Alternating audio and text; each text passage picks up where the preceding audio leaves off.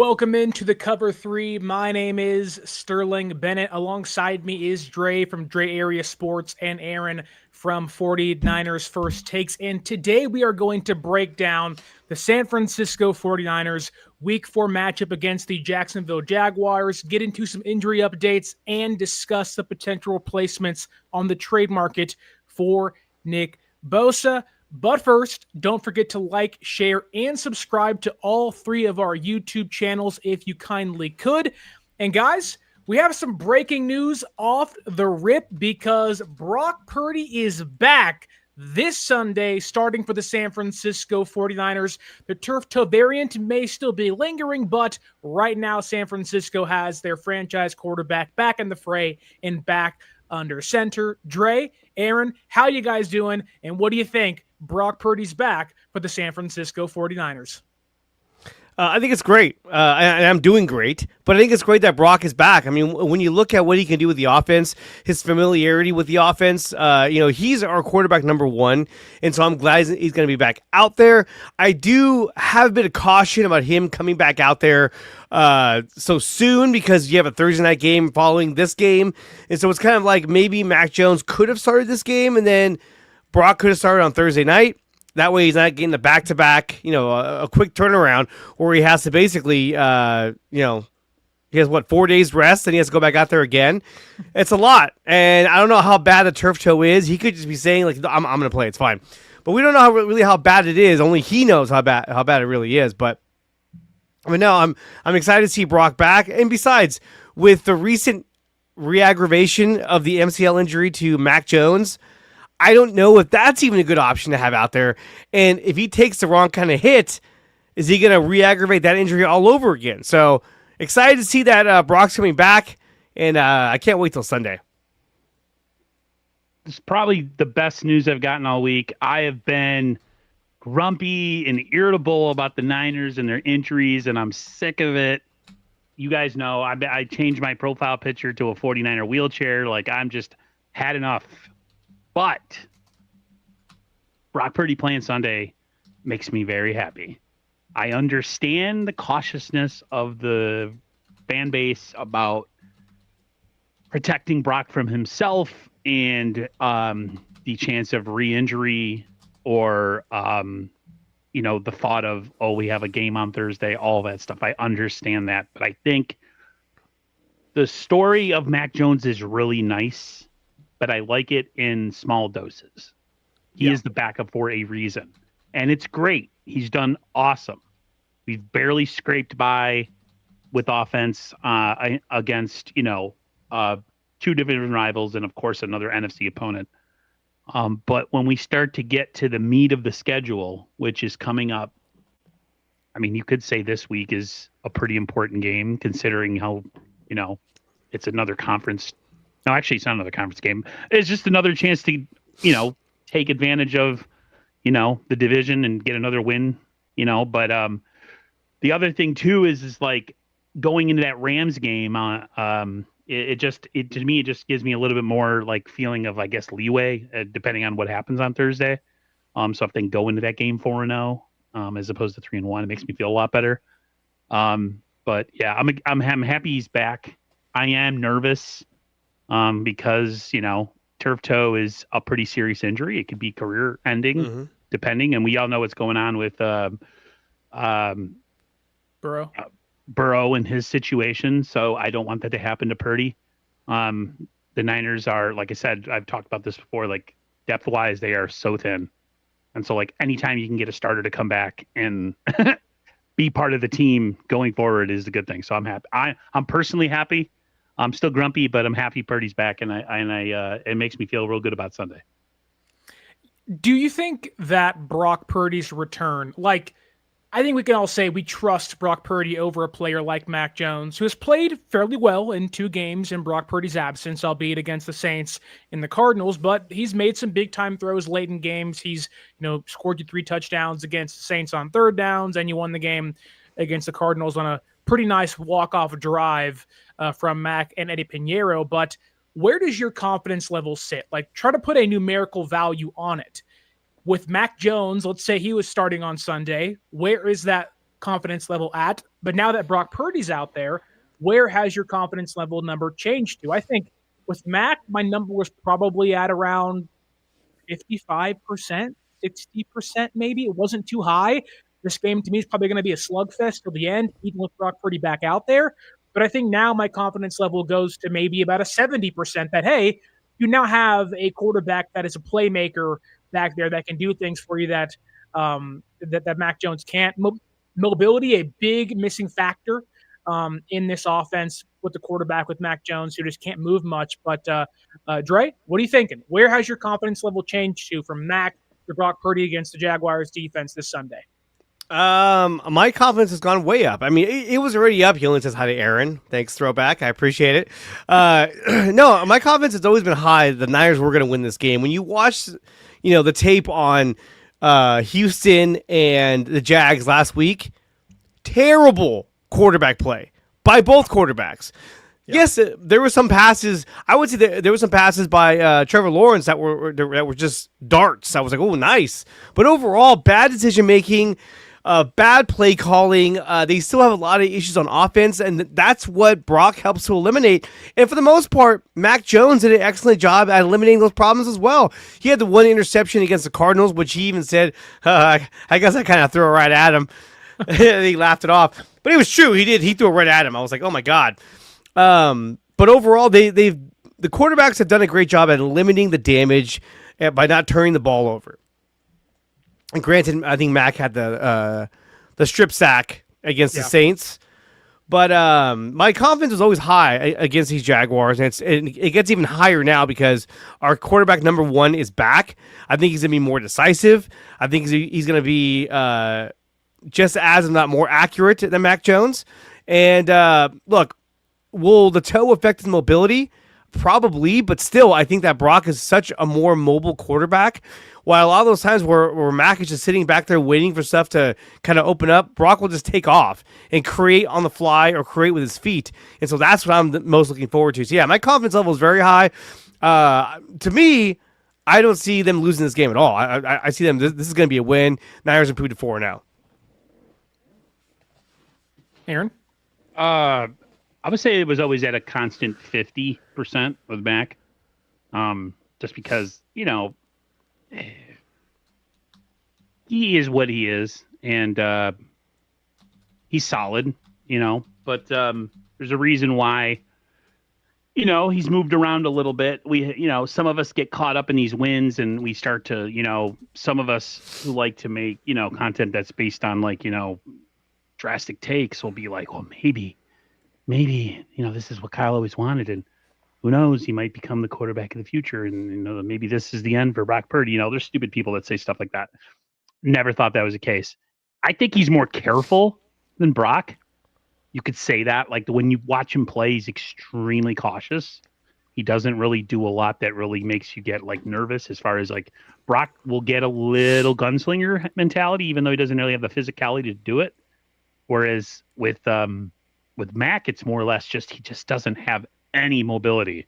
So plays have to happen a certain way, and the protection has to be really good. Because when it is, he's pretty solid at finding making his reads and finding the ball, getting the ball to where it needs to be. But I just feel like the offense takes another step when you have Purdy, which to me, with Purdy, depending on the schedule and who you're playing, I'd say I'm about at a 75, close to 77%. The only thing that, keeps that number down, you guys already know what that is. It's just the constant lineup change and all that kind of stuff. But yeah, I'm pretty positive that they'll beat the Jaguars this Sunday. It's weird. I was so negative last week and didn't think they had a chance at beating the Cardinals just based on, being a division opponent and just, the factor, with, it just seemed like we have issues with running quarterbacks, all that kind of stuff, but I was wrong. So hopefully I hope the opposite happens this week where I pick them to win and then they actually win. But yeah, I'm pretty confident they'll win. Okay. And he might have some options to throw the ball to too. So that makes me happy. I was going to say, Aaron, you brought up, Brock's gunslinger mentality, which has won San Francisco a lot of games and been a pretty big difference in the offense from previous quarterbacks that have played in it, whether it be Jimmy Garoppolo, Nick Mullins, Brian Hoyer, other guys that clearly aren't not on Brock Purdy's level. But we've also heard all week, Jacksonville's defense has actually played pretty well. Now they played teams like the Panthers and they played teams like the Texans who have no offensive line and aren't playing good football right now. They're on 3, but they have 9 total turnovers or takeaways this year on defense, including 7 interceptions. Is there any concern that, yes, Brock's mobility is great, but that could get him into trouble? But 2, Brock's gunslinger mentality to make a big play may also find San Francisco in a tight spot against a defense that through only 3 games against bad opponents has had a knack of playing really close games and getting takeaways, over 2 times a game, 3 times a game to begin the year. I think that could be a problem for Brock, who's coming back. He's not playing in rhythm right now. He has new guys out there, and I know he's practiced throughout the week, so we'll see how he looks on Sunday. But I do think there might be a little bit of rust for Brock on the initial first few drives, maybe a quarter or 2, which you're hoping is not damning for the team. But is that a concern for you, Dre? I mean, there's always a concern about some rust coming off, having missed the past 2 games. I still think he's going to come out and play, a high caliber. When you look at, let's say, the Seahawks, right? Right now, that defense is flying on all cylinders. Yeah. And giving teams an extremely hard time week in and week out. The best quarterback, or I should say, the quarterback that put up the best numbers against the Seahawks defense was Brock Purdy. Better than, obviously, Spencer Rattler, better than Kyler Murray, and better than Aaron Rodgers.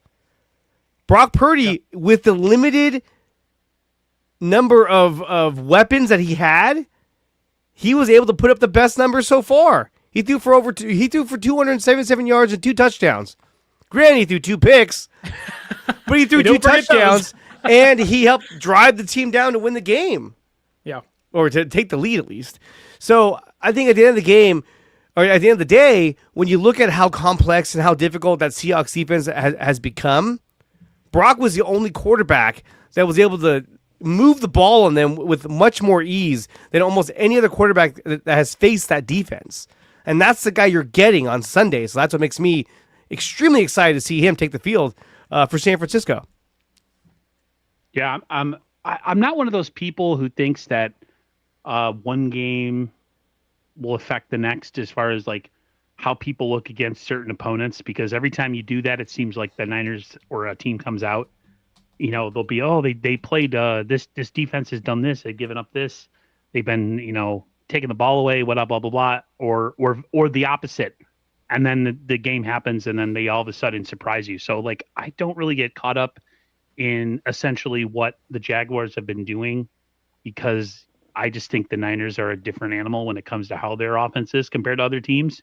And like you said, Brock Purdy being back, he might have a full arsenal, or at least as close to a fuller arsenal of weapons that he had in week 1. I think Seattle's defense is really good, but I never get caught up in like the week to week thing, man, where like you look at how someone did against somebody, and then you think it's going to affect how your team might play that team. I don't look at it like that. I'm more of like I kind of approach the way I watch games. I never like get into this mindset though, if the so-and-so did well against this defense, the Niners will too, because things happen. It's different. Every opponent. Yeah. We're better on paper than all of our division opponents, right? But we play close all the time. It's never a blowout. Not like, maybe like in 2023 when we were just, a Super Bowl team and everything. So to me, the Jaguars are their own entity. Like as you mentioned, their defense has done a lot of good things, but they've done it against really bad quarterback play and not so good offenses. So am I concerned with Brock being rusty? Yes. Am I concerned that like he might be on the run a bit in this game just based on the offensive line play? Sure. But I mean, if the people who they say might play actually might play, I'm actually comfortable knowing that he might not have to play hero ball because he has options. So that's my take. We have a question by one of our favorites in the YouTube chat. Joseph Ehrenberg, who's always in here, stirring up some trouble, Joseph. But he does ask a question, I think, well, yes, maybe jaded towards favoring Mac Jones a bit or not loving Brock Purdy and eager to be watching a different quarterback play for the team, which ain't going to happen, at least this year or the next year or the next year. But I do think that a lot of this feels like 2020 again, when Jimmy Garoppolo had the ankle injury.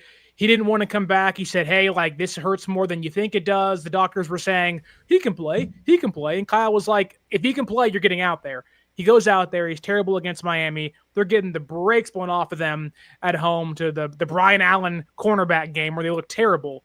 And then Jimmy gets hurt again. He gets benched, and the whole season's over, basically, which how far could San Francisco have gone?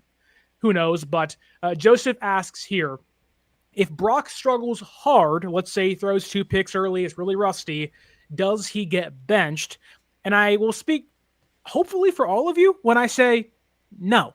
No, he will not. Like, Brock will have to have multiple weeks of throwing 2 picks, having bad quarterback play to even enter into the conversation of maybe being benched. I get it, though. Mac Jones has played pretty well, and maybe there is part of a person like Joseph or other fans that say, you know what, like, it's working right now. Rest Brock until week 5, week 6. Unfortunately for San Francisco, they're not really in a place to rest starting caliber players this season. They have to take every advantage they can to win, and they believe Brock Purdy gives them the best chance to win this Sunday. And I do want to ask you guys this, though. We don't know exactly how healthy Brock Purdy is. Now, he's going to start on Sunday, so the assumption is he's closer to 100% than not. But do you think Mac Jones's injury with the MCL and him maybe being questionable this Sunday and not being 100% played a part in Brock Purdy's return? Dre, what do you think? Yeah, I think so. I think if Mac was 100%, no one's really 100%, but if Mac didn't have the MCL injury, if he came out of there just on his 2 feet and didn't have a brace on and wins that game, I think that there's more of a sense of, hey, let's let Mac go one more week and then bring you back for Thursday's game against the Rams. And then even after Sunday's game, let's reassess how you feel. If your foot is still bothering you, your big toe, then maybe we let Mac play against the Rams. I don't know. But I think because of the injury to Mac Jones, it opened the door for, hey, well, how do you feel? And he's like, yo, I'm ready to go. Okay, let's do it. He's back. If you watch Harry Potter. I don't think that they really wanted to go with Adrian Martinez, just off the top of my head. Oh, no. Really bad move. You'd lose that game 100% of the time. Hey, okay. Speaking of which, real quick, Aaron, if in the Cardinals game when Mac went down with the MCL injury, I told my brother, I was like, dude, if they bring in Adrian Martinez, we're fucked. We would have lost that game if he came in. We would have. It would have been like Eagles-Niners when what's his face came in. Josh Johnson. And then immediately got hurt afterwards. To me, I think the injury has a good part to do with it. I think he's the healthier of the two, which with this franchise, the cloak and dagger, the misdirection speaking, I meant this, but I really meant to say this. I said he was going to be back here, but really maybe not. Maybe he's going to be back in 2 months. Like, I don't know sometimes what exactly is the truth when it comes to injuries with this team. I don't.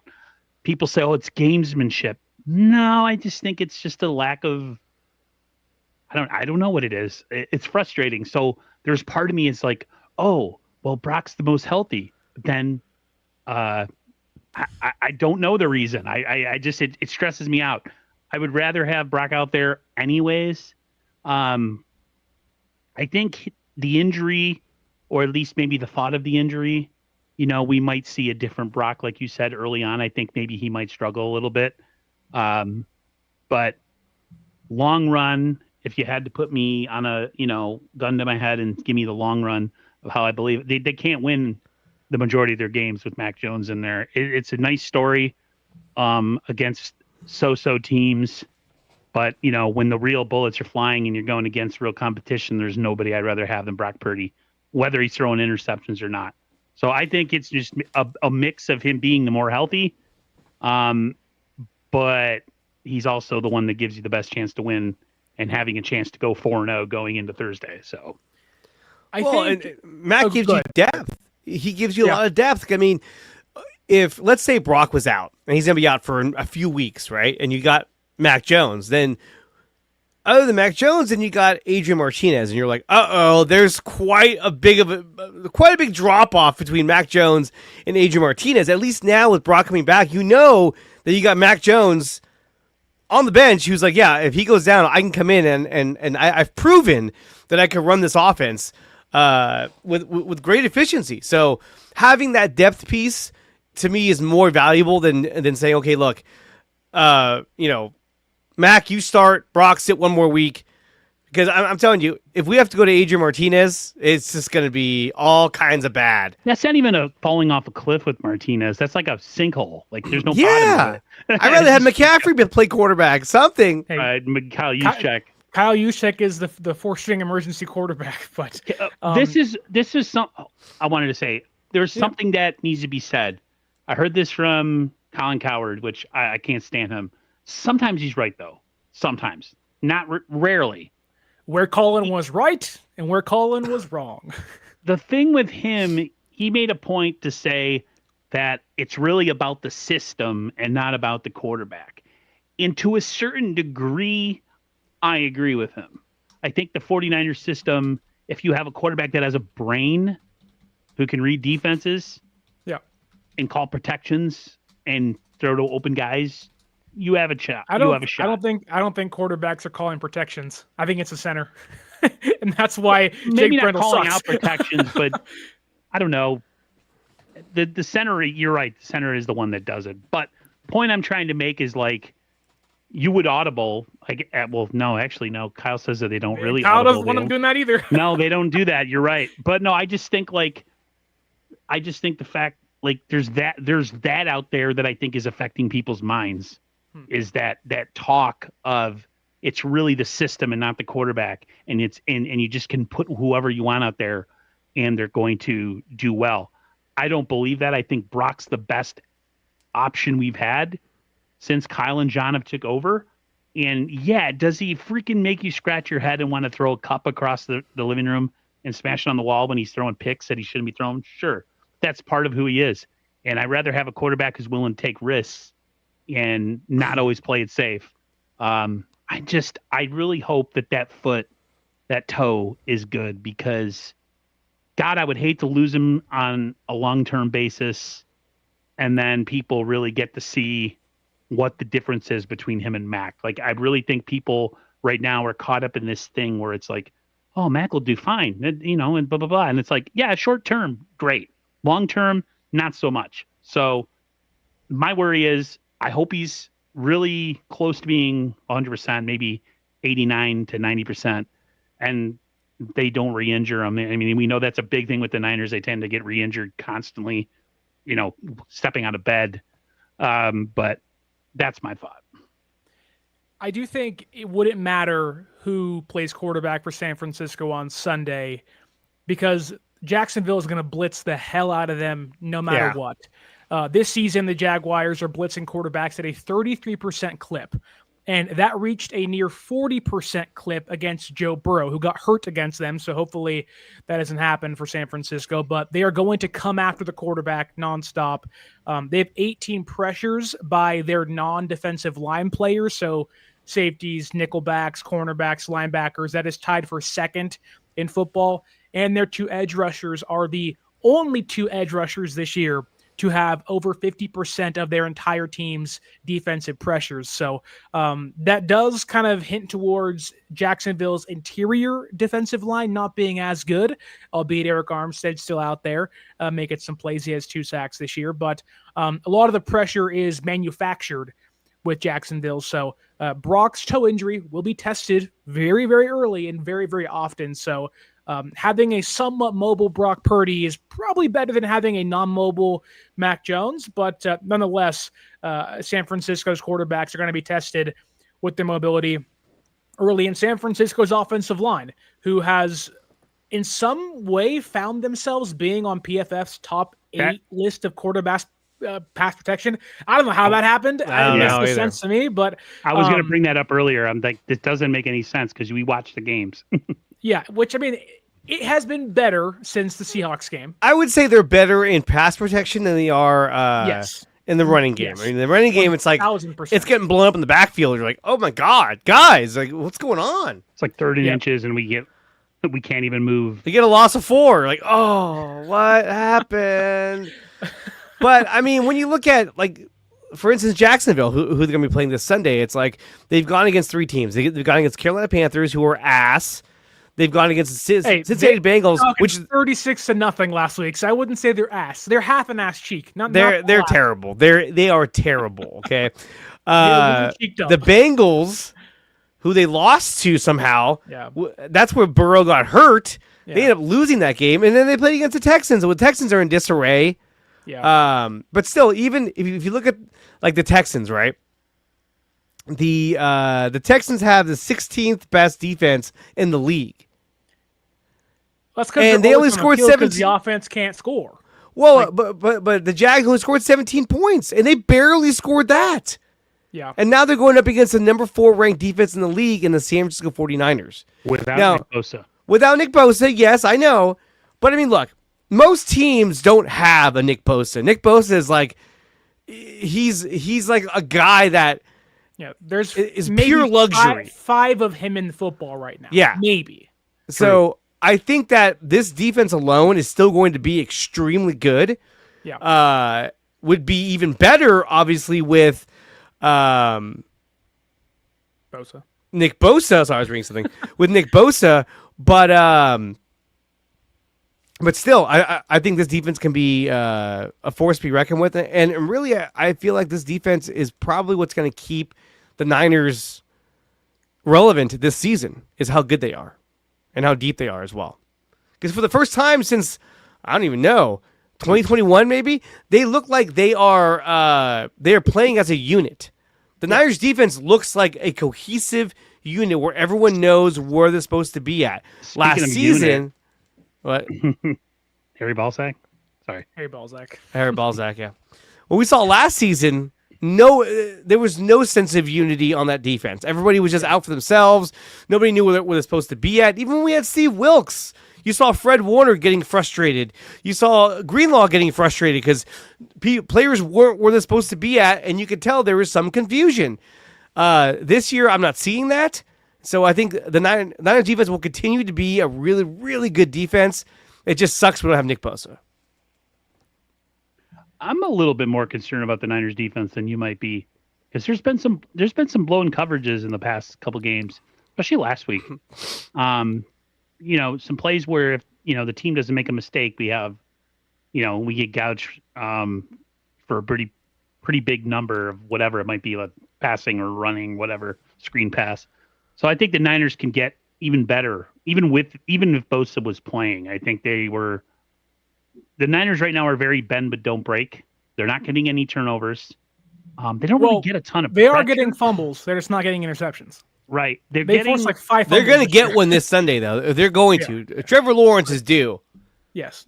Aaron, though, continue, please. I can't imagine any place where not having Nick Bosa makes you better, or where you feel better about the defense with him not being out there. I'm highly concerned about him not being out there. The fact that it's going to take them probably manufacturing pressure in order to get quarterbacks off their spot. Mykal Williams is a great story.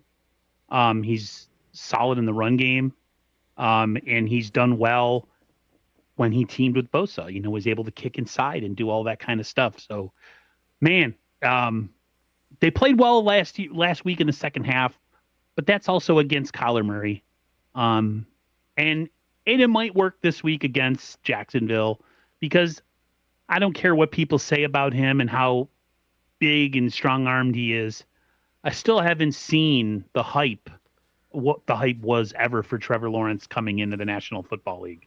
The fact that there was a question on social media the other day that asked, who would you rather have at quarterback, Brock Purdy or Trevor Lawrence? And people are like, Brock, like majority. And the only people that are excited about that would go Trevor Lawrence is the people that are obsessed with size. Like the old Vince McMahon, like you got to be a bodybuilder, to sell tickets or whatever. That's that. Like when you don't have that as your prerequisite for quarterbacks, I just think it's interesting. So, yeah. I think a lot of what maybe Dre was getting at wasn't that he's not annoyed or he doesn't think the defense will be affected by the loss of Nick Bosa. I think anyone preaching that to anybody would be wrong. Like losing Nick Bosa is a big loss for this defense. But I do think this game on Sunday, it's more about the opposing offense than the defense itself. And yes, the defense, there will be areas they struggle. Jacksonville is one of the best rushing attacks in all football. They have 141.7 yards per game on the ground this year with Bashal Tutin and Travis Etienne. That ranks fifth in football. They are running the football nearly 30 times a game. That's inside the top 10.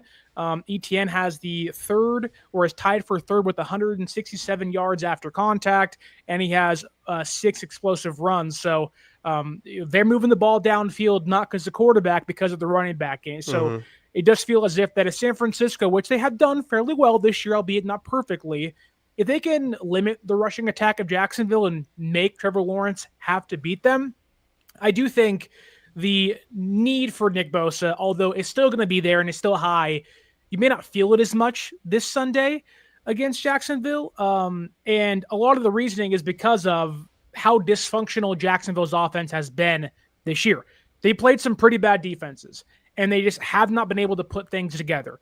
Brian Thomas Jr., their standout wide receiver last year, who was awesome with Mac Jones, him and Trevor Lawrence have no chemistry. There have been some plays where BTJ just kind of seems like he doesn't want to be out there. They haven't gotten Travis Hunter mixed into the offense just yet, and they've been discussing already through 3 games of like, you have to simplify things for him. That's a problem. Now, there is one side of that is, well, this could be the game they break out, and we're like, oh, crap. Like, here they are against San Francisco's defense. But honing in on Trevor Lawrence for a minute, I don't trust him. I don't think he's that good. Do I think he's fine? Yes. Do I think in this offense, once they get momentum, once they have time together, is there room for improvement? Yes. He had one really good year. They almost beat Kansas City in the playoffs, and ever since then, it's been a disaster. That said, this year, he is targeting the middle of the football field nearly 40% of his attempts. San Francisco has the biggest eraser of the middle of the football field in their 2 linebackers. I think right now, playing as the best duo in football. They're excellent in coverage. They're making plays. They're getting fumbles. And Lawrence this year has 4 interceptions. Their offense has the 15 penalties. That's tied for the most in football. And they have 13 drops from their weapons. This offense continually gets in their own way, and I think San Francisco, even without Nick Bosa, can take advantage of that. And I think while the concerns of Bosa not being there are evident, obviously you lose Nick Bosa, that sucks. But I do think San Francisco's defense should actually be really successful on Sunday and probably find their first interception of the season against Trevor Lawrence. With the Niners not getting a ton of sacks or, big time, just pressure with Bosa, who do you think it comes from? Is this I like that's a concern, is they weren't blowing anybody's doors off with Nick. Aaron? Yeah. I'm happy you asked because I have a stat just for you. Awesome. Okay. I dove into the PFF, the analytics of Jacksonville. Their left tackle, blocking Trevor Lawrence's blind side through 3 games, has been dog crap. He's been hot dog flavored water. Shout out Limp Bizkit. 14 allowed pressures this year. 3 quarterback hits and 1 sack. They're 2 guards. They run a Shanahan-like system. They're undersized. If you have guys powerful like Micah Williams, Yetur Gross-Matos, they are going to be able to push guys like Ezra Cleveland and Patrick McCarry around. Those guys have allowed 10 pressures through 3 games, and all 3 of those guys have combined for 6 total penalties. That is 6 of the 15 on Jacksonville's offense, so expect a lot more of that this Sunday.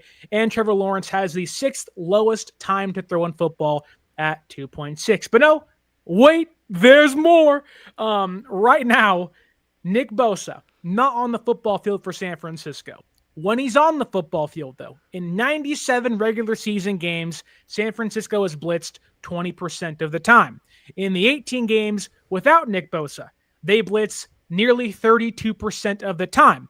But we also have more stats on this because Robert Saleh was here in 2020 when Bosa tore his ACL in New York. Without Bosa that year, they blitzed nearly 35% of the time. So yes, manufactured pressure. Yes, those guards in Jacksonville, they cannot guard players like Micah Williams and Yetur Gross-Matos on the interior, and their left tackle has been once again hot dog flavored water. So this is a game San Francisco can control the offensive line of Jacksonville, push them around, and hopefully get some pressure on Trevor Lawrence to lead to some takeaways on Sunday.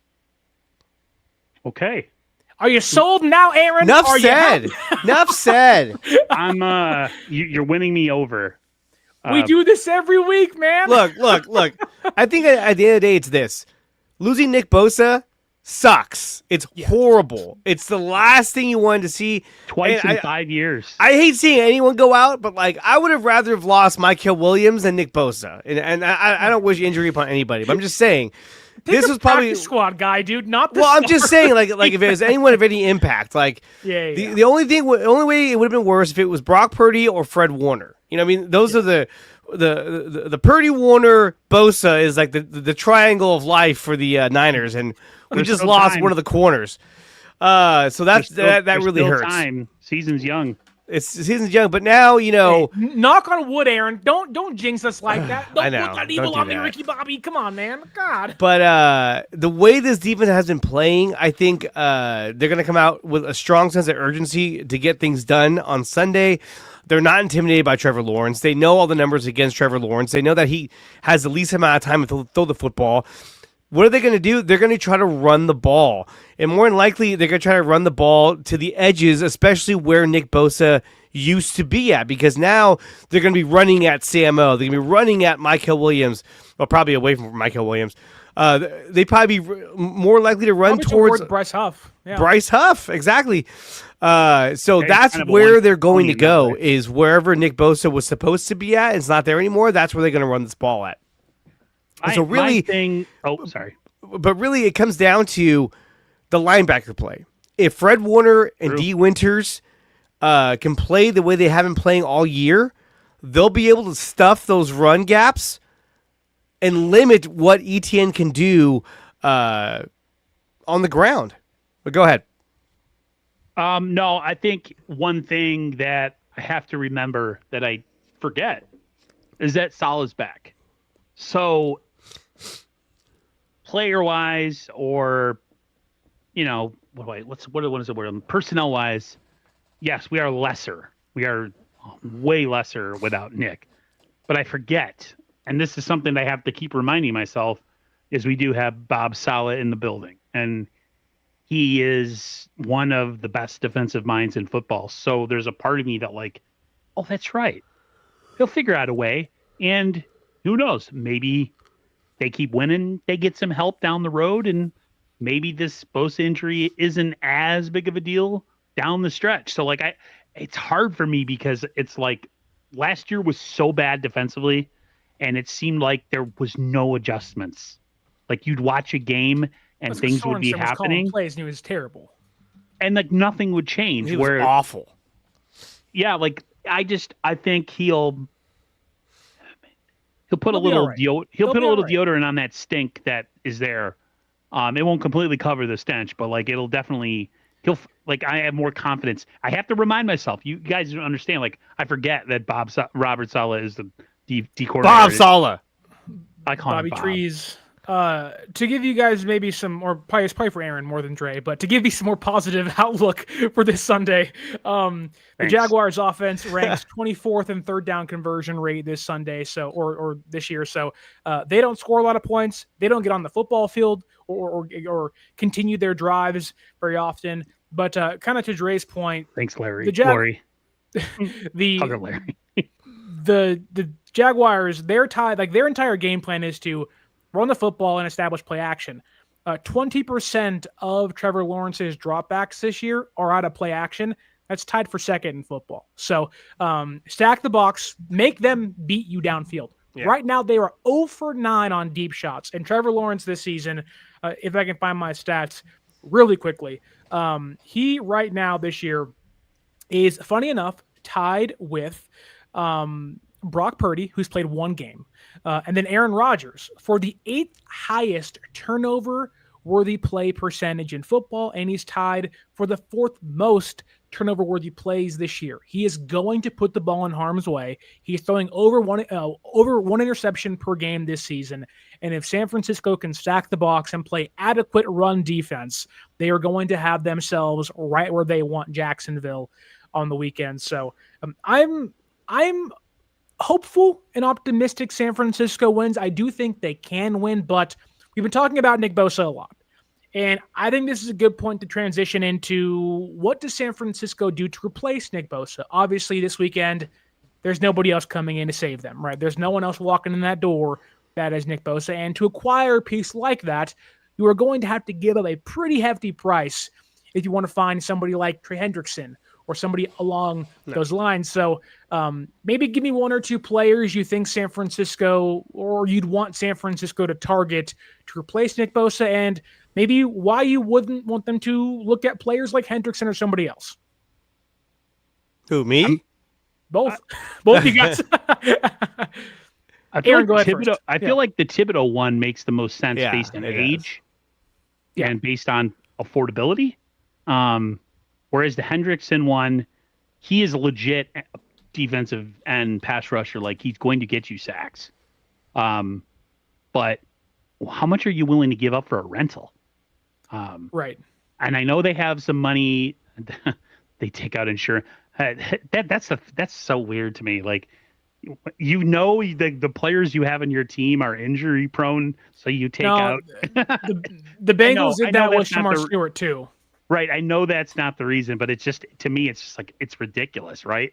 So they have an insurance policy. They're going to save about $7 million. I saw Dre's reaction. He's like, "Who gives a like?" Yeah, I was like, I don't give a fuck. Like, why are we talking about that? They're going to save $7 million on the cap. Like, that's great. Nick Bosa's out for the fucking year. You say that, but if it helps him bring back Jawan Jennings for the next 3, you're not going to complain. Jawan. Thibodeau seems like the best option. Hey, dude, if they could somehow swing Hendrickson and do that, I'm not going to be pissed. Yeah. I just think it's going to take a couple things. 1, more games to be played. 2, a team has to be out of it or think that they're not going to be competitive this year. So say the Bengals struggle in the next 3 weeks and they lose all 3 of their games with their backup quarterback. Maybe John Lynch is like, "Hey, what's going on? What would it take to bring him here?" If you had to ask me who I'd want just based on production, I would say Hendrickson. Sure. Hendricks. Why do I keep saying his name like that for? But Thibodeau's kind of like that interesting one. Like, he's more moldable. He's like a young piece of clay. You could actually, I mean, if I'm the Niners, if I bring in someone like that, I would try to find a way to keep him long term. You know what I mean? He's under contract for 2 years, so this year and next year. Who? Yeah. Thibodeau. Oh, okay. Thibodeau. Those are the two. I know a lot of people were like, "Oh, Kerry Hyder," or one of these, like, low level. If you're going to make a move for who the hell is saying Kerry Hyder in 2025? Yeah, I don't know. Yeah, right. People Arden people Key want to makes be more like, sense. Yeah. Oh, well, maybe it was Arden Key, not Kerry Hyder. My whole thing is, if you're going to make a move to bring in an edge guy, and you're competitive and you think you have a shot, or at least the Niners think, depending on how injuries play out in the next couple weeks. So yeah, I would make a move. I do think that maybe getting somebody, let's say it's Hendrickson, that could depend on the growth of Michael and how he looks in year 1, where if Michael looks awesome and is shutting dudes down and is getting you sacks or pressures each game, maybe they don't feel like they have to go and get Hendrickson. Maybe they go for a depth piece to go kind of round out the room than compared to kind of making it the cherry on top of the cake, So do you guys think that Michael's growth could greatly impact where San Francisco goes via the trade market? Yeah, no, yeah, I agree. I definitely think it can. I mean, when you look at a guy like Trey Hendrickson, the guy's really good. I mean, last year he had 17.5 sacks. He had 17 sacks in 2 seasons in a row. Yeah. Nick Bosa hasn't even done that. But what are some of the downsides of Trey Hendrickson? 1, he's 32 years old. So you get him in here. How long do you expect him to play at this level when he's already 32? Sure. And then how big of a contract does he want? So then you say, okay, maybe he's just the rental then. Okay, fine. But if you're the Bengals, you're like, hey, look, if I trade him, I'm going to get a third-round pick compensation, right? If you give me a third-round pick, I think Sterling touched on this already, that pick is going to be probably a low or a later pick than the one I'm going to get in the compensation round. So now you got to give me something better than that because I don't want a lesser pick than what I'm going to get if he leaves it in free agency anyway. So then you're like, okay, well, how about a second-round pick, a first-round pick? No, to me, you don't give a first-round pick. Oh, I would not give a second-round pick either. If I can convince them to say, hey, I'll give you a third-round pick and, 2 fifth-round picks or something like that, then maybe you can do that. But the only way that's going to happen is if San Francisco beats Jacksonville, beats the Rams, and beats the Buccaneers. If the Niners lose 2 out of 3 games coming up, they're not making that move. And because this is not a team where you go, hey, we just lost 2 out of 3. We got to make a move because we need reinforcements. No, this is a roster where you say, we just lost 2 out of 3 games to the more competitive teams on our schedule. We don't need to bring in the reinforcements. We need to develop the guys we have here and prepare ourselves for 2026. So I don't think that they go out and get somebody unless they go out and start winning games. The trade deadline is November 2nd, which is right about where the Giants game is at. It's the same day of the Giants game. So by that point, you would have already played the Jaguars, the Rams, the Buccaneers, the Falcons, and the Texans. Yep. And there's a good chance that you probably win 3 out of those 5 games. I think if they can be 6-2 or 5-3 by week 8, I think they're in a good spot. And it also depends on how you lose. Like, if that game's close in the end, it's a 1-score game, and maybe having a better edge rusher can change things for you. I also don't see San Francisco dropping 3 straight games this year. I just don't think they're that bad of a team. What about competition from other teams that always make moves, like the Rams and the Eagles? And you're like, God, I got to get ahead of these, make a move for a Hendrickson, especially if you hear them sniffing around. Wouldn't you want it? Because that just makes them that much better. I mean, the toughest stretch in the schedule is after Jacksonville. You have the Rams, the Buccaneers, the Falcons, or whatever. Then you get the Texans. But Rams, Buccaneers, that's crazy as it sounds. Those are the 2 toughest teams on the schedule right now. So they can go 2-2 in the next 4, right? But what if they win all those games? If they win all those games, then I think that they get happy feet and they go, woo, let's do it. Make some calls. Make some calls. We got something here. But maybe they don't. Maybe they see that they have enough on their roster to not make a move. It's possible. They'd have to dominate. They'd have to dominate for them to say, okay, we don't need any more help. If they're squeaking by and they're not having issues with pass rush and they really need some quarterback pressure, it's weird. You almost want them to kind of not suck, because you almost kind of want them to struggle a little bit so they have that incentive. Because if they're doing it with smoke and mirrors and they're finding out ways to do stuff with what we have on the roster, why would you trade away anything for anybody? So it's, I don't know. But I think if they come out and let's say, however they win, and they beat Jacksonville on Sunday, and maybe they lose against the Rams short week, but they play them tough till the end. It's 24-20, 21, and like, we had a shot, but we just couldn't get a stop at the end. And they go out there and they beat the Buccaneers on the road, and they beat Atlanta at home, and they're sitting there, 6-1, or they're 7 or whatever they are. They have a winning record and are well above 500 at the trade deadline. I think that actually works in their favor to go buy a piece compared to, we struggled somewhat. We were in games, but didn't win the game. And we think that we actually need a piece to kind of set us over the top. I think winning games actually puts San Francisco in a better spot to say, hey, Jed, hey, Parag, I know we cut a lot of guys in the offseason and cut some contract, but we're 6-2. We're 7-1. Maybe we're a tough fought 5-3. If we buy, we have a really good chance, because Kittle will hopefully, if everyone stays healthy, this is all kind of relative to that. But if Purdy's healthy and Kittle's back healthy and Aiyuk comes back and looks like himself again, and Pearsall's healthy and Jawan Jennings can stay healthy and Demarcus Robinson's back, and the offensive line can maybe get some space for the running backs to move around. And I get it's a lot of what ifs because the history of the organization and the regime, but that's winning football games would, I think, clearly push Jed and Parag to say, I know what we did, but we have to capitalize on this. what's happening now. But that was the one thing I was thinking the whole time you were talking earlier. It was like they just cut so much payroll off this team. Yeah. Well, Jed just said, it's been said that Jed is like, oh, we need to cut our spending. We're spending too much cash. We need to hone it back in. But if this team is competitive you don't and waste goes chances like 7-1 with the Super Bowl being here in Santa Clara, you can't tell me they're going to be like, oh, maybe we should make a move. Because imagine this, right? They're 7-1, and we're like, dude, this is great, right? And then they go out and acquire. I'm just spitballing. They go out and acquire Trey Hendrickson. You know what I mean? Then everybody's like, whoa, this is it. Like, now we have our Nick Bosa guy back. Yeah. To me, Hendrickson kind of reminds me of like a Justin Smith, just like a big bruising dude. And I'm like, dude, if we get a guy like that, because he's white and plays in Cincinnati, whatever. But what I'm saying is he reminds me of Aaron. No, but if we're competitive and we go out and get a guy, even if it's Thibodeau, even if it's Michael Clemens out of the Jets, Jermaine Johnson from the Jets too. It gives you more incentive to play even harder because you're like, yeah, now we're going for it. Yeah. But if we go out there and we struggle, we lose some games, bad games, or bad plays. You're like the kicker from the fucking Cardinals who doesn't even hit the landing zone. Like, what are you doing? Things like that. Then I think the organization says, you know what?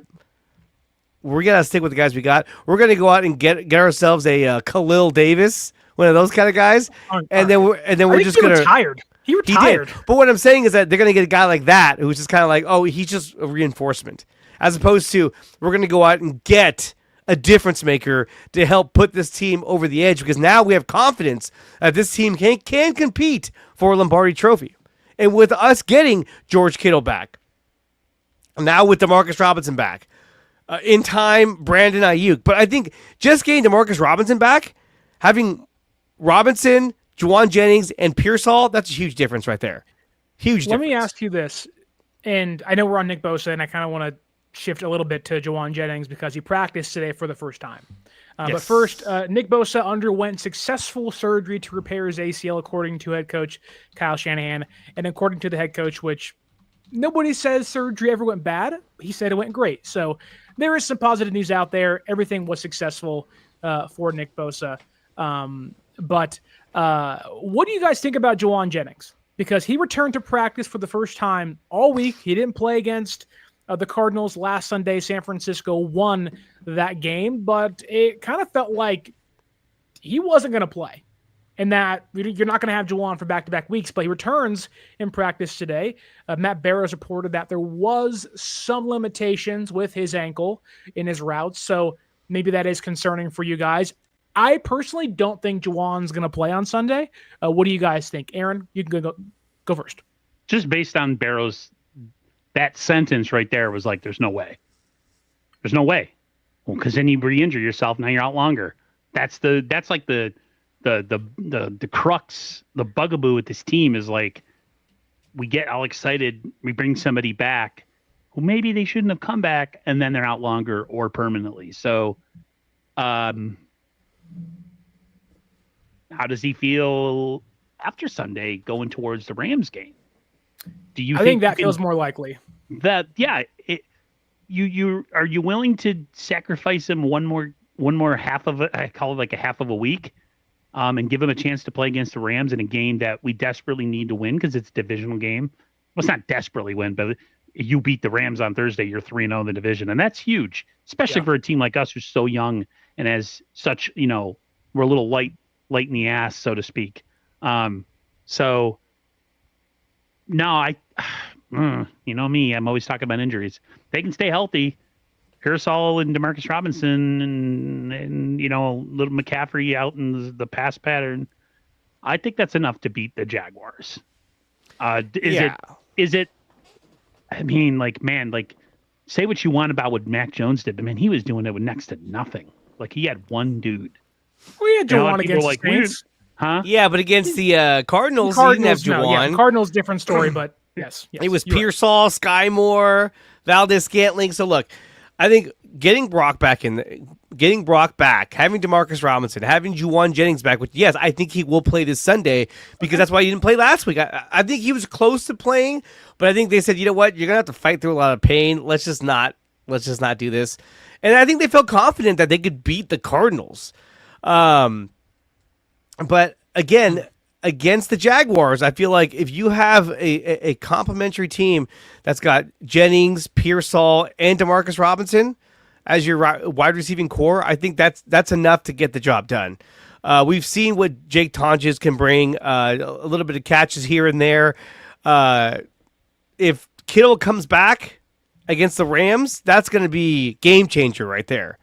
That adds a huge element. Kittle can't come back until week 6 against Tampa Bay. I thought he can come back week 4. He has to miss 4 games, so he'll miss week 5 and come back after week 5. Whatever, fine. Then forget it. Then we'll lose against the Rams, I guess. No, I'm just saying. But getting those guys back is going to help the Niners a lot. And the Jaguars have a really good run defense, and we suck at running the football, so that's going to be a problem. Ever since they got into this rut of not being able to run the football, which has been basically the whole year, I would say minus the Seahawks game in the second half when they were able to run the ball a little bit better, you're seeing less and less of Brian Robinson. You're seeing all of Christian McCaffrey, and you're seeing the O-line just getting blown up. Play after play after play. McCaffrey's playing more out of necessity because they need someone to catch passes. Yeah. I mean, McCaffrey was their entire offense. Him and Pearsall last week was their entire offense. That was it. Man, I'll tell you, if they could get the run game going, it changes so many things. Yeah. It's been so bad. I haven't remembered it being this bad.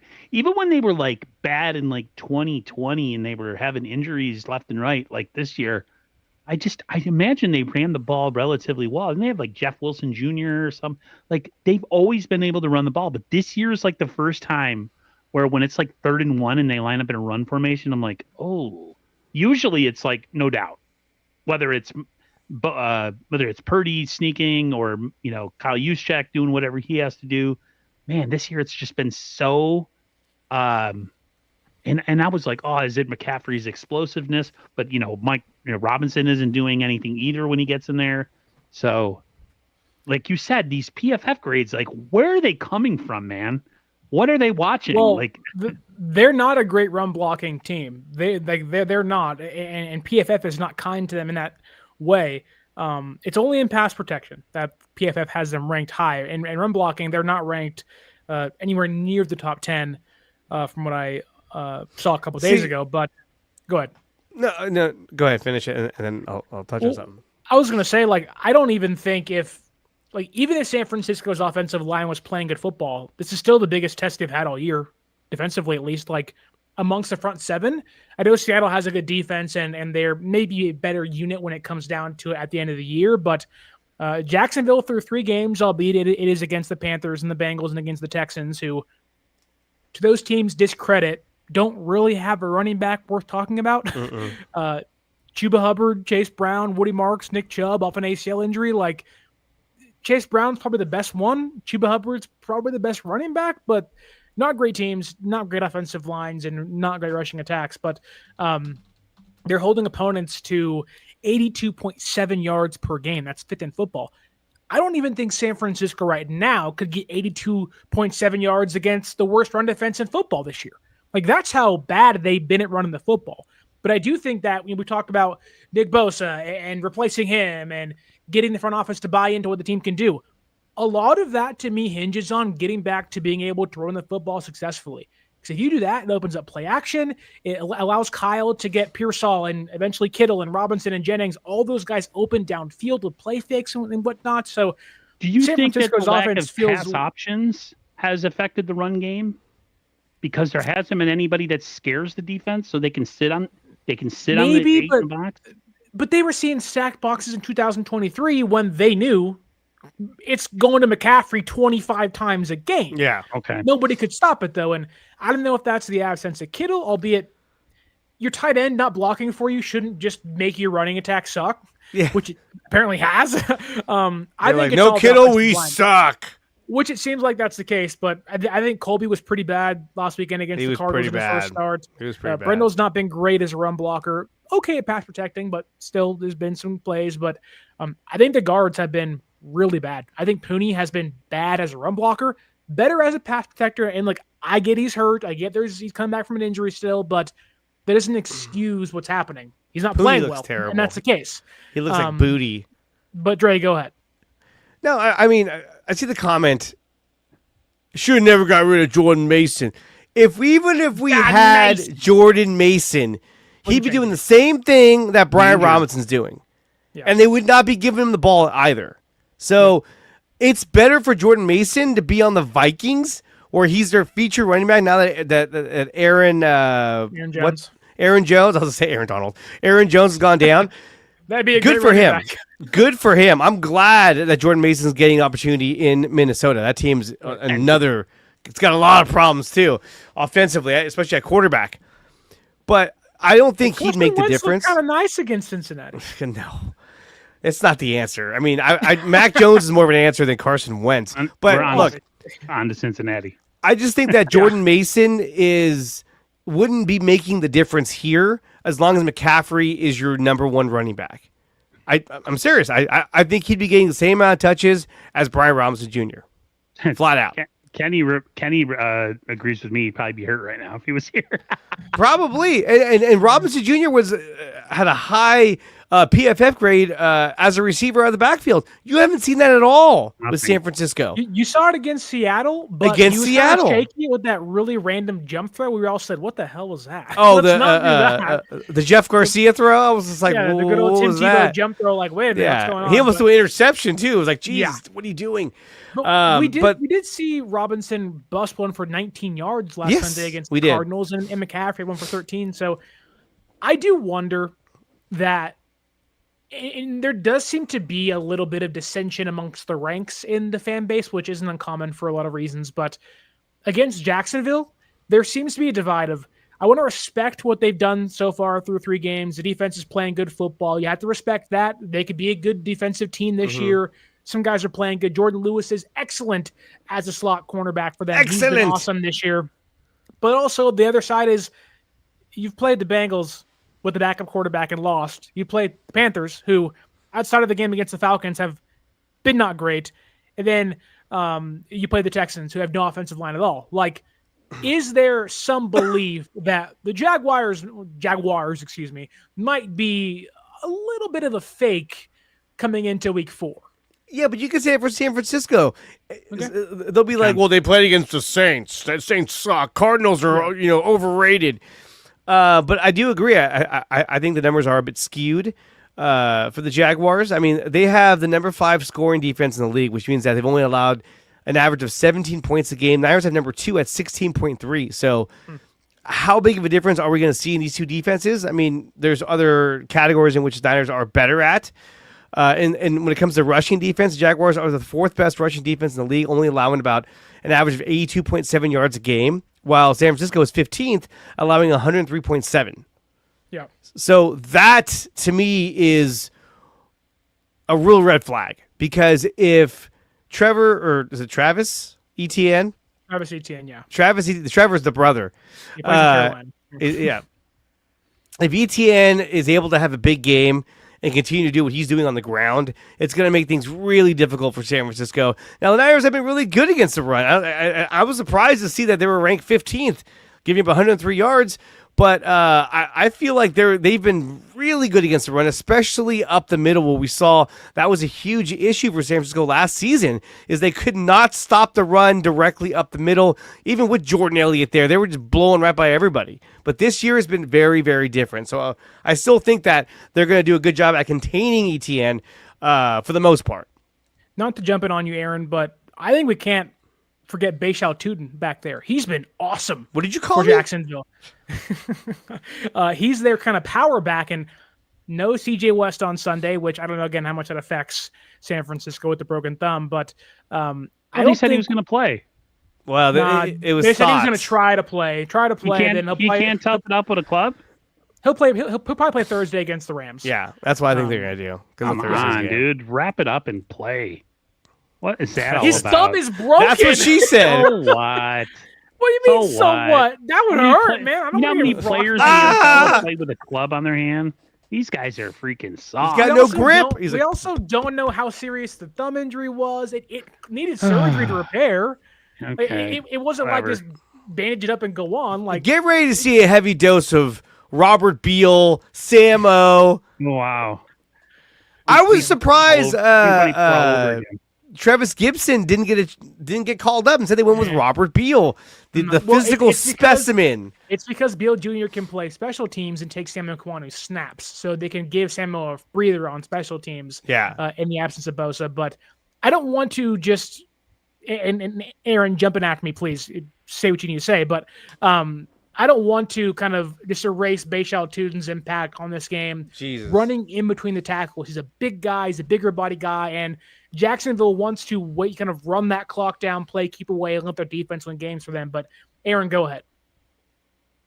I was just going to reply to Kenny, who was reading my mind in the comments. He said Ronnie Lott cut his finger off. These guys can't wear a cast. Yeah, I don't get it. It's been so. He's not I don't playing expect every player defensive to cut tackle, his finger off. He's playing safety. You don't need your hands to play safety, basically. Yeah. the ball. Ronnie Lott, you're just laying dudes out, man. You have Yeah, to have back your hands then- to play defensive tackle.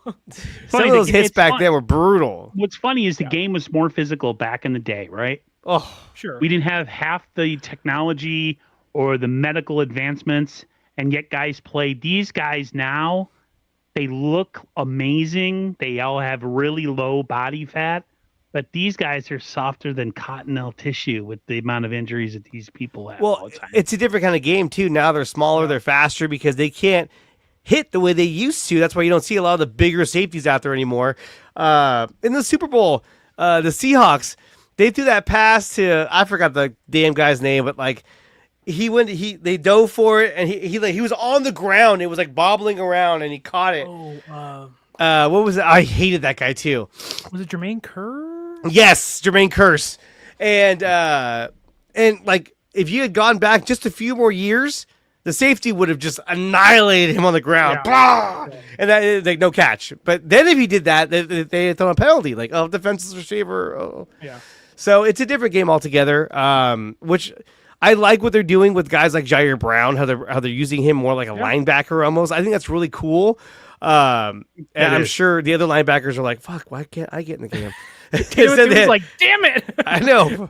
I beat out Nick Morton, and I got to sit behind Jair Brown.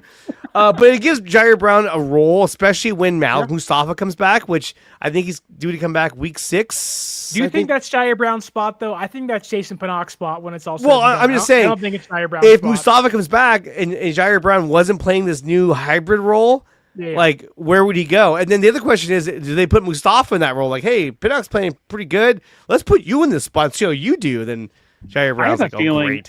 I don't know if it's an actual concrete thing that Mustafa gets his job back if the safeties keep playing well. Mustafa's really good. I don't I think think Pinnock's he's- playing great football. I think he's playing fine. I don't He's think he's playing playing. I don't think he's playing good enough football to not play Mustafa when he comes back. Okay. That's But, just but a also, thought, I don't I even had. think Siegel's playing that great football. I think Siegel's been fine. I don't hate it. I think Siegel's done a good job, though. For being a rookie and the way he plays against the run, he's been really good out of Against getting the run, into the you're right. backfield. It's coverage. Coverage is the problem. Coverage. And it has been. And look, that's probably a great transition because Aaron brought it up earlier. There has been a couple drives per game against the Saints and against the Cardinals and against the Seahawks where Bernardo Green has had a really bad time. Whether it's penalties against the Cardinals in the end zone of DPI, whether it's getting burnt against Chris Olave in the first drive against the Saints and getting lucky, not giving up a touchdown, he may not play this Sunday with a neck injury. If Green doesn't play, my assumption is we see Darrell Luter Jr. or Darrell Luter Jr. outside, which inherently I'm like, oh crap. Like, for as bad as Jacksonville's been throwing the ball downfield, they're 0 for 9 this year. If there was an opportunity for Brian Thomas Jr. to get started, that would be the opportunity for him. But is there a concern with Green being maybe out, and even if he's healthy, that maybe Jacksonville can target San Francisco deep downfield, and maybe that's a difference maker in this game on Sunday? But they already have been. They've been targeting Renardo Green left and right. They don't even throw at Demo Lenore. They're just like, okay, well, there he is. Green, go that way. And Green hurt his neck probably because he's always like, in coverage, like, where is it? Where is it? I just think, look, if he has a bad neck, I don't think he goes. I think Darrell Luter goes. They did not hang on to Trey Brown because they went with Darrell Luter. And I think he's in Los Angeles now, right, with the Rams? Yeah. Not crazy. It's put up or shut up time for Darrell Luter. This is it. If he goes out there and looks like Ahkello Witherspoon, then we know this guy is starting for the Rams right now. What the hell? What about Brian Allen? All right, get out. But why wouldn't they start Chase Lucas? They'd rather have him as he's more of a slot guy though. I don't know if he can play outside. I don't know if he can. I know he can, but like, is that how you want him making his Niner starting debut on the outside? True. Getting burned by Brown? Like, I feel his confidence. I feel like when it comes to Chase Lucas, I feel like he's going to become a cut casualty. That all of a sudden they'll be like, Niners waive Chase Lucas. Oh, what? Because they had to make room for Malik Mustafa. Dudes. But you know what I mean? Because like you rarely see him out there. Yeah. You see him on the sidelines. You see him like hyping everybody up. Yeah, but like you don't see him a lot on the field. Yeah. They tend to go a lot of different directions and not his direction in terms of like getting him on the field. And I'm afraid that they're going to cut him one of these weeks. Like, hey, Niners waive Chase Lucas to make room for Ben Barch. Or some stupid move. You're like, wait, what? Did he hurt his neck last week, or is this just one of those random injuries that always seems to pop up? It was reported on Tuesday, so my assumption is it got hurt on Sunday. It lingered through Monday. Then he came back and he was like, "Hey, this is bothering me." That's now. See, I can understand that because if you can't turn your head and you're a cornerback, you're beat, literally. Yeah. They had on a pass top rush of that, consistently. They could have better coverage downfield. Which that may come into effect with Bosa being out. Yes. Yeah. That's the one. That's the one thing that I noticed. Like a lot of these plays that the Niners do give up stuff downfield, there just isn't any rush. They don't blitz a ton. And when they've blitzed, like they blitzed last week, the Niners got stonewalled multiple times blitzing the quarterback. They haven't been getting home with like a bunch of regularity, at least when I'm watching or when I'm noticing. They're so accustomed to just sitting back and playing coverage all the time. And I hate to say it, but I'd rather have that and have a team go slowly down the field than blitz, put guys who don't need to be in one-on-one coverage. But at this point right now, like I said, without Bosa, like they got to try everything to get pressure, man. They were, like I said, they weren't even doing a ton of it with Bosa. And now it's going to be even harder. So yeah, I would be scared whether it's Renardo Green out there or the other guy whose name is escaping me. Luter Jr.? Luter Jr., who I can't believe made the roster. There is one other thing that I think in regards to injuries and stuff, and we kind of talked about it off the air and in the DMs and stuff, but there has been a lot of Brandon Aiyuk updates this week. And a lot of it has been, John Lynch saying, oh, he's not close to coming back. And Shanahan, I think early in the season, kind of saying, it'll be about, 6+ weeks in and we'll kind of see. But we have a report coming out of Shanahan's mouth today that says the Niners, and I quote here, are getting close to, end quote, of having an exact target date for Brandon Aiyuk's return. Aaron, you've been a little more, how do I word this? Outspoken, I guess, towards the lack of consistency of a timeline for Aiyuk's return. I'll let you take this to begin it, and Dre and I will jump in afterwards. But what do you make of we are now getting close to having an exact date for Aiyuk's return? It's just, there's just a lack of I don't know. Is solidarity the word? Is there a lack? This isn't just the Brandon Aiyuk injury. This has happened in the past, and I know you guys know what I'm talking about. Where we would get updates on guys, and they would say positive things, and then suddenly that player's not coming back this season, and they're going on IR, and we're like, wait, they just gave an update that said he could be close, or they're going to make a decision. I'm not super positive on the Brandon Aiyuk situation. I look at it like this. If they make way with those receivers that Dre was talking about earlier with Demarcus Robinson, uh, Pearsall, Jennings. Pearsall and Jennings. Is there an onus to bring back Brandon Aiyuk this season if they're doing well? Like, there's this thing in my head that's like, there's part of me that is like, yeah, they're going to bring him back. I mean, they need him for the stretch run. He'd be a great addition. It'd be like adding a free agent in November, right? Right. But then there's a part of me that sees how dysfunctional and completely organizationally like off they are when it comes to injuries. This has been going on for years. You have one person say week 6 to 10 is kind of our target date.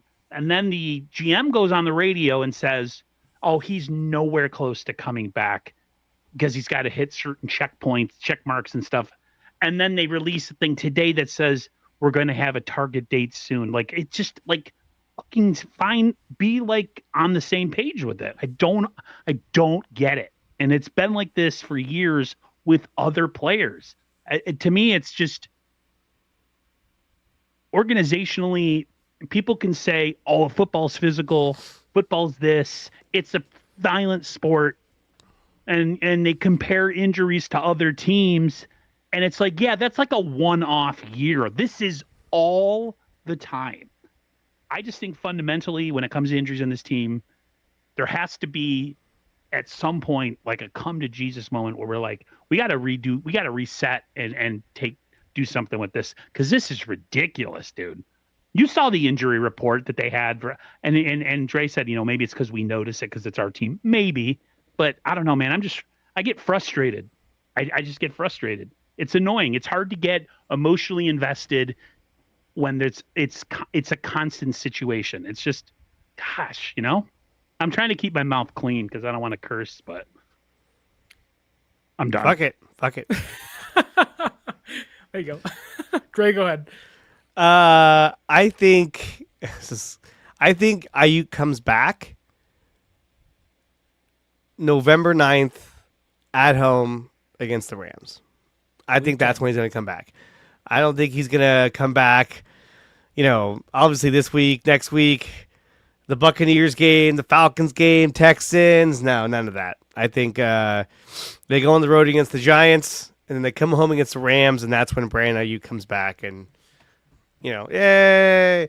But also, too, they got to figure out what they're going to do with their roster. I mean, when he comes back, who's going to be healthy, who's not going to be healthy? If all the receivers are healthy, then it's like, okay, now we got to make a move. Who's out? Likely MVS is going to get the cut because Sky Moore is your kick returner. So if you get rid of him, what do you go with? Jacob Cowing? I don't think Jacob Cowing is going to come back at all this season. I don't think Jacob Cowing ends up staying on this roster. I think he's cut at some point. You could probably cut him and he'll end up on your practice squad because he hasn't proven anything. What team would go, oh, we got to get him? Miami. What did he do? I don't know. Yeah, Miami. There you go. Another go ahead. A well-functioning organization. And look, by that point, Mike McDaniel will be back on the Niners coaching staff, and it'll be totally different. He's gonna get fired. He's gonna get fired. That guy, despite all of his downfalls, he knows how to call the running game. The offensive line just sucks in Miami, which isn't odd to say because San Francisco's offensive line sucks too. But I think Aiyuk does return week 10 against the Rams. It's after that New York Giants road trip. Make sure he's not on turf. Give him the extra week to come back, debut at home, primetime football. I think that's a Monday night game if I'm correct. That could be wrong. But you give him the extra day. You keep him at home for the road trip. Don't even have him take the road trip. Just work himself back. But to Aaron's larger point with the injuries, I think it is right to say that the fan base, the coaching staff, the team in itself has been in a little bit of agony watching really good teams that they believe in at the beginning of the year have a chance to go all the way be annihilated and decimated by injury. And you sit there in the wreckage of like, oh crap. Like 4-12, 6-10. Dude. Like, what do we do? And sometimes you can't do anything. Sometimes freak injuries happen. We also had the game in 2020 when Bosa and Thomas and Mostert and Garoppolo all got hurt. And we all said, what the hell just happened? Like, that was some bad juju. Like, Dude. what demonic curse is on this organization right now? But I do want, and I think it's really important to pair. I would not mind. I wouldn't love it, mind you. I would not mind having a season like 2020 or 2024 had you just won the Super Bowl 4 months prior. Yes. I wouldn't care. I mean, No. I would care, but like I could swallow, oh, was it a down year? You went all the way, but you won, and that was the cost. I think a lot of the injury stuff, albeit it's pertinent, it's accurate, there's frustration, it all makes sense. I think a lot of that boils over simply because San Francisco hasn't won and they've lost in the ways they've lost in the Super Bowl and in big playoff games. Brock Purdy's torn UCL, Jaquiski Tartt's dropped interception against the Rams. Like, I think those losses amplify the injuries because we know this team has, like every other team does, a ticking clock to their window. And they've had 2 chances to win it, and they should have won it twice, and they missed the opportunity. And every year you're hurt, that clock and the hourglass, the sand gets smaller and smaller at the top, and it dwindles down. So I do think that the injury stuff, it sucks. I'd rather have Bosa back. I would love to have Bosa back and take my ACL. I work from home. I don't need it. Take I don't my need it right ACL. now. Don't take my knee. firstborn. But it's like, Yeah, don't take Aaron's. But I do think in regards to Aiyuk, kind of reverting back to that, I think it comes back, and I do want to leave this kind of in the back of your minds. The NFL changed the rule book a couple of years ago that allows you to return 2 players from injured reserve in the playoffs. Let's say San Francisco's playing well or somebody else goes down, hopefully not, but let's say it's bound to happen at some point, whoever it is, and they have to make a different trade or acquire somebody else. Maybe they push Aiyuk's re-debut off, his return off, and it's in a wild card game. It's week 18, late in the season, to get him ready for a playoff game because they need help elsewhere. I just think that they do have the ability to kind of toy with the return of him. It doesn't have to be week 10. It doesn't have to be week 6. It can be week 18 on the road in Arizona, wearing those ugly jerseys they have now. Like, that could be the case for Brandon Aiyuk, but I do think he comes back. Aaron, Dre, you guys can go. Whoever has words to say, hop in there. About Brandon Aiyuk? Anything. Anything you want. It can be about Aaron's knee for all I care. Anything. Aaron's knee. Aaron's rehabbing with Nick Bosa tomorrow. He'll be able to get the inside scoop on how they're feeling. No, I think that Aiyuk definitely comes back. Week 10. I think that's a good spot for him to come back. The bye week isn't until week 14. I mean, that's super late in the year for a bye week. That's like catch your breath and then here we go again. Because having it a little bit earlier would have been nice, especially after like the Buccaneers game. That would have been a good time for a bye week, but still. I think the Niners are going to find a lot of success tomorrow. I think at first it's going to be a close game. Niners won't be able to run the ball like they haven't been able to run the ball really all season. But I think that Brock is going to help open things up. Brock's going to be able to be more mobile in the pocket. And I think that the Niners are going to win this game. I think the Niners are going to move to 4-0, getting ready for the Rams Thursday night. Aaron? Yeah, I believe they'll win on Sunday too. I have a ton of concerns in different places, just like you guys, running game, coverage, how they're going to make up for the lack of Bosa, all those things. But you only play who's on your schedule, and you got to beat the bad teams or the so-so teams, and then you got to split against the good teams. That's usually how it works, right? And man, I hate Thursday night games. Like, I personally disdain them. Because the Niners, if there's one team that could use a break and have, them not playing and getting some rest, it would be the Niners. My whole thing with Aiyuk, this is something that I've been thinking. What if the Niners have a bad second stretch, or they have a stretch where they lose games and they end up falling out of playoff contention? Do you bring him back? That's the other thing. Does he still come back? Would you waste it on a season if all of a sudden they go on like a 6-game? I'm not trying to say, I know people are going to be like, I hate your guts, but I'm just saying I'm negative. So let me be negative. Like, say they go on a losing. It would amplify it. I think it would amplify the need to have him return because you want to see him, one, come back and prove he can stay healthy for a variety of reasons, whether it is to trade him, to prove his kind of re-up his trade value in the offseason, which it doesn't seem like that's going to happen anymore, but you never know. But also I think it's important for him to prove to himself after tearing every ligament in his knee that I can do this again.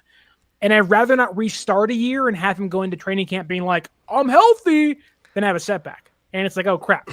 So I think Aiyuk almost has to return this year, whether it is late in the year, week 18, or week 12 or 10, whatever. I think no matter what San Francisco does, you're going to see Brandon Aiyuk this year at some point. I think a late bye week, by the way, is actually a good thing. I would agree. Because if they think they're on their way to the playoffs, so they might have a chance to be a wild card this year, and they get some late season rest while everybody else is beat up. Yeah. And all of a sudden they're like energized and they get like a little bit of like a push where all of a sudden like other teams are like really beat up and the Niners are feeling a little fresher. Again, it's all dictated by if we could.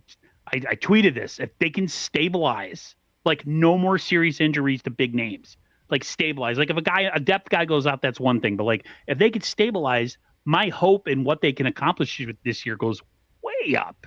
It's just the uncertainty from week to week. You look at the injury part and like, 6 other guys just got added after one game. Unbelievable. It happens constantly.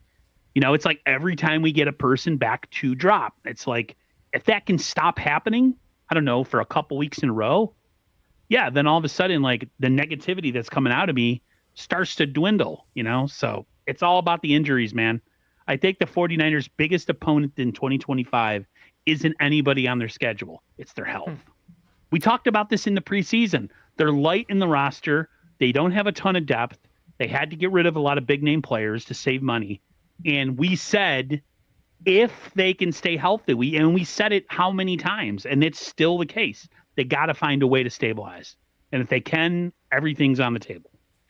One thing they must stabilize and limit is how much the Jacksonville Jaguars are stealing their signs potentially this Sunday. What did you guys make of this from Robert Saleh? And we'll play it quickly here. We don't have to play the entire thing, but what did you make of this from Robert Saleh yesterday in his press conference? It's kind of got the NFL media kind of up in arms, and it's got the Jaguars offensive coordinator and their head coach, Liam Cohen, responding, kind of being like, I don't know what he's talking about. I'm not going to get into it, but what does Robert Saleh say here that in your minds may fire some things off and say maybe some illegal or some wrongdoings happening? I don't think anything wrong is happening, but let's hear what Saleh says and we can go on from there. Jacksonville, this is a very young, but it's a very talented group, Liam and his staff, coming from a couple of guys coming from Minnesota, they've got legally a really advanced signal stealing type system where they always find a way to put themselves in an advantageous situation. They do a great job with it. They formation you to try to find any nugget they can. So we've got to be great with our signals, and we got to be great with our communication, and to combat some of the tells that we might give on the field. So they're almost elite in that regard. That whole entire tree, from Sean to Kevin O'Connell to all those guys, they all do it. So so there's challenges. They're going to catch us in some situations where they have the advantage, and we just got to play good, sound, fundamental football and do our best to execute them. Robert, when it comes to the communication, is there any? All right, that is basically it. The whole point of it, the big, I guess you could say, sticking point was, they're stealing signs. And I like how Saleh was like, they're doing this legally. He was like, legally doing this. I don't think this is that big of a deal. I don't think that he meant anything by this. This is something more like they're a prepared team that comes out. They're not great personnel-wise, but they're a good coach team. They have their heads on right, and they find every way to take an advantage over the opponent. And CBS Sports, their guys are kind of talking about this. NFL media is like, Saleh's accusing Jacksonville. No. This, to me, reads as Robert Saleh saying that new regime over there in Jacksonville knows what they're doing.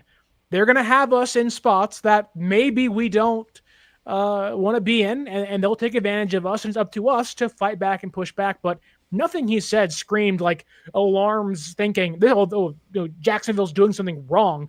Aaron, what do you think? Yeah, I don't think it's anything he literally said legally when he said it. It could be a bit of gamesmanship too. There's always gamesmanship. They do it with injury reports, not giving truthful injury reports, and I'm sure it's something he made his guys aware of. That be careful. Saying it wasn't the smartest thing because I think it causes a lot of unnecessarily distraction, especially with the media and down in Jacksonville. And I don't know, maybe does Jacksonville take it as a slight? Like, oh, they're Do you think that was on purpose though? To like, oh, they're stealing signs illegally, like make them have to address it of like, what's Robert doing here? Maybe Like, wait a minute. I kind of feel like he just kind of said it, and then afterwards was like, "Well, that sounded kind of weird." Oh shit! Actually, You know what else sounds weird, Dre? What? This. Duval. That is one creepy cat. That was his response to Robert Saleh. He was like, Duval. Oh my god! But even Shanahan, there's a clip of Shanahan even saying that. Like, I don't think he was. I think that was more of a compliment than anything else. I don't think that was supposed to be a slight. Like. Yeah. Yeah, but everyone heard the word stealing. They're like, "Oh, stealing! Illegal." He said illegal? No, he said legal. Fuck it! I don't care. It sounds like illegal to me. So look, I don't know. I don't think it makes a difference on Sunday. I think that the Jaguars defense is going to play pretty well.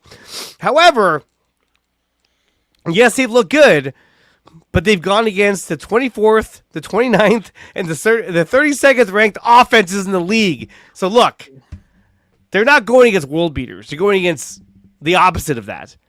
And I think the Niners have a better offense than those other teams. So I think they'll give them a much tougher fight, and I think they're going to win. Do you think there is some sort of bitterness towards Robert Saleh, knowing that he was basically the Jaguars head coach, and then Liam Cohen was like, "I'm leaving Tampa Bay, never mind," and then it's like kind of ghosting Tampa Bay? I have to feel like there is part of this where it's like, I do want to slight them somewhat because Kyle has always had some ill will against the Commanders. Yeah, he's made it known that there's some bitterness in him and his dad. So to say that there's a shot was being thrown, like an underhanded shot towards a team that almost hired you as a coach. Yeah, dude, it's sports. I guess, but I mean, for me, I'm glad he didn't go there. Is so cringe. Oh my god. What? Duval.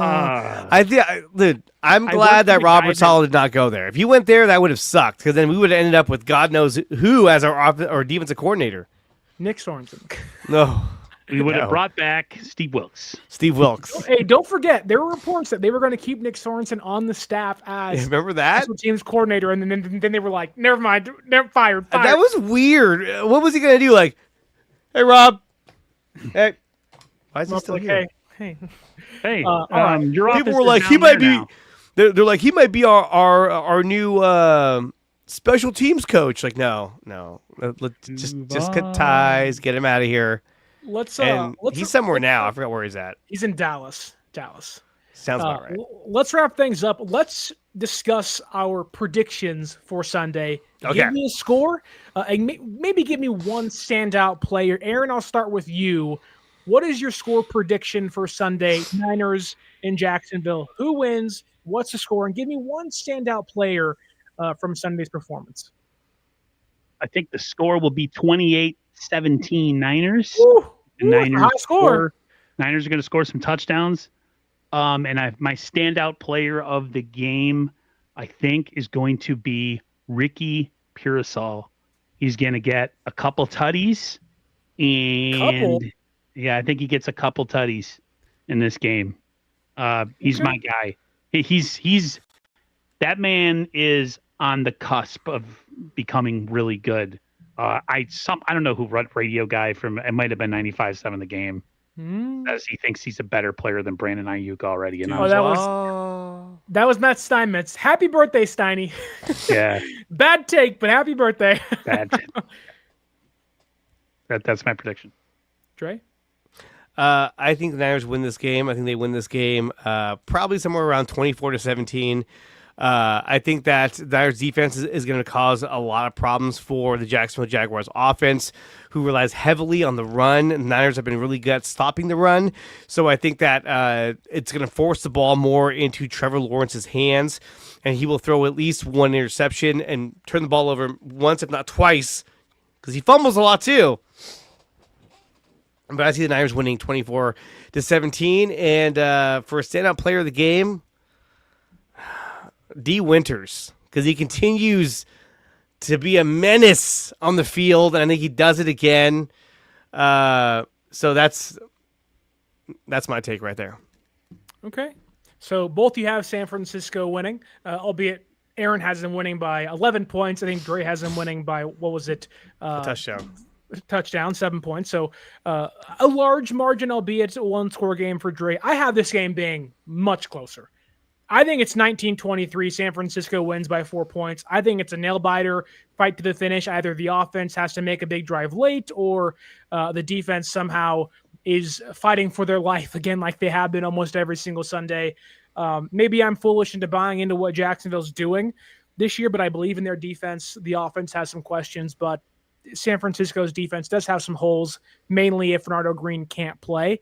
And I do think that my standout performer of the game will be, like he has been every single game this year, All-Pro Fred Warner. Whenever you need a big play, whether it's a big third down PBU against the Cardinals last Sunday, or it's a big forced fumble against the Saints in week number 2, Fred is always around the football at the right time. And so I think Fred Warner gets San Francisco not only an interception, I think he gets them a pick 6 this Sunday. Helps the offense. They get a defensive score and do what Jacksonville's been doing against their first 3 opponents. So Aaron has San Francisco winning, Dre has San Francisco winning, and I have San Francisco winning. Ironically enough, this is a Niner podcast, so that kind of makes some sense. So being a little bit homerish here, but San Francisco is the better team, and hopefully they can pull things out on Sunday. Dre, Aaron, we'll start with Dre, though. Tell everybody where they can find your stuff, your podcast, and your social media. Let everyone know where they can follow you as well. You can find me on YouTube at Dre Area Sports. You can also find me on Instagram, Facebook, and X, all at Dre Area Sports.